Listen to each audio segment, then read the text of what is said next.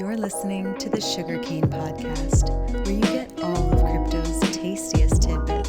Here's your hosts, Sheldon Trotman and Rudy Dogum.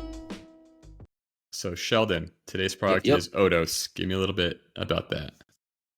Yeah, so Odos is really important for swapping assets from one asset to another, right? So like if you're talking about going from USDC, which is a type of token that represents a US dollar, into ETH or Ether on chain, for example, you can actually go from that USDC into Ether in the most optimal way to reduce the cost that it takes to get there, and preserve that as much value as possible.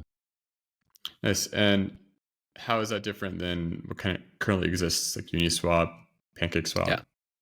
all those other Yeah, ones? so if you're so like the concept of like using a DEX or a decentralized exchange is a pretty like common thing. Like it's been around since like 2019 or so. So like using DEXs have been a thing for a while, right? But like the problem with DEXs are that like when you go from one asset to another, it really depends on what's called liquidity, right? Based on how much money is in that actual decentralized exchange.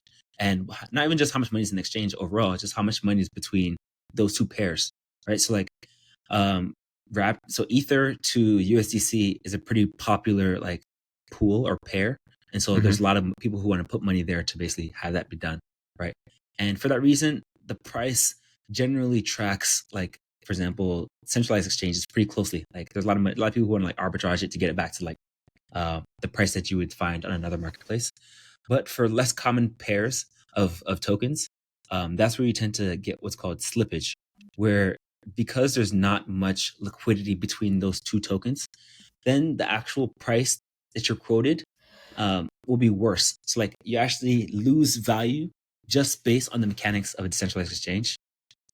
Again, these are probably like more technical details, but like the benefit for Odos is that like they aggregate a bunch of different DEXs together, like a bunch of different pools together, to like actual products together, so that it finds the best route to get you from one token to another token. And sometimes it may take a third token to get to that end token, but they find the best route to get to that. So it's really just about like how you can minimize the actual time. I don't want to say time, just minimize the cost that it would take to get from token A to token B, and maybe there's a token C in the middle. And how do we implement them exactly? So when a user they want to stake on Sugarcane, Yeah. what would happen? Would Odos be in use? Yeah, so like in the concept of going from, let's say, you want to stake your Ether, and let's say the product that you're staking with is Rocket Pool, which is a pretty popular staking product. The asset or the token that basically allows you to get exposure to the yields from staking is a token called RETH. So again, it's very similar to like any other like token on a blockchain, but it just represents the staking return, the returns you get from staking, right? So from our perspective at Sugarcane, what we do is like, let's say you have US dollars, like USDC on, let's say Polygon, right? And you want to get RETH, which is another type, which is again, that staking token. We basically use Odos. We ask them, say, hey, here's USDC, and we want to end with RETH. What is the best path to get from this token to this token? And they basically quote the price that it would take to go from again the USDC to RETH, and it finds the best route. Maybe that be using like 3 different other decentralized exchanges, but they basically minimize the slippage and minimize the actual cost that the user incurs from doing that swap.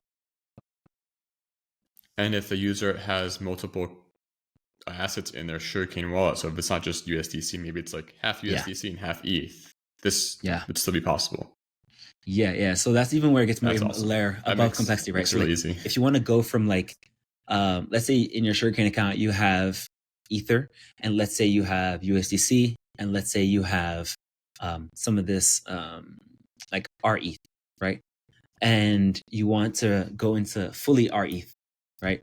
We actually can tell the Odos contracts that like, hey, we have USDC and we have Ether in this address.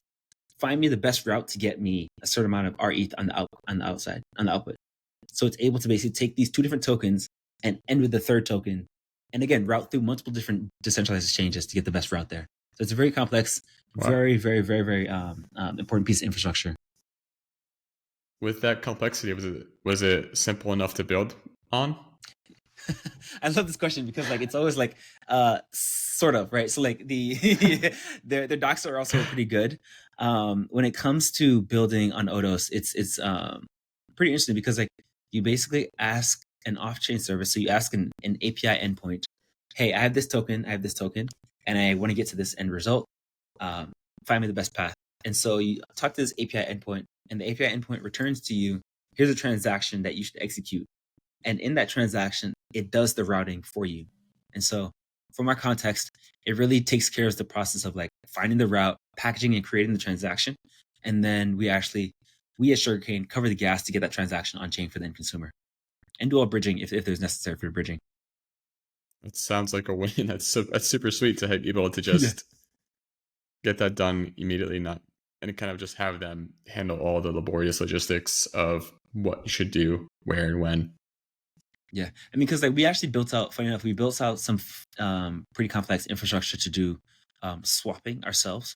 But then again, with the context of finding a provider who can do that piece of the puzzle the best, Odos kind of fit into that, and it made sense for us to just leverage what they built out, and the fact that they're focusing just on that allows us to again focus on the user experience, where we kind of do our best job, and then let the people in the middle focus on that particular part that they're good at. It's a good match. I like that. Yeah, and if anyone else is building on Odos, definitely let us know because we're interested too in what's going on out there. And if you need help, of course, reach out to the Odos team or us because it's all a big, beautiful community that's working together. For sure. All right, we'll see you on the next product.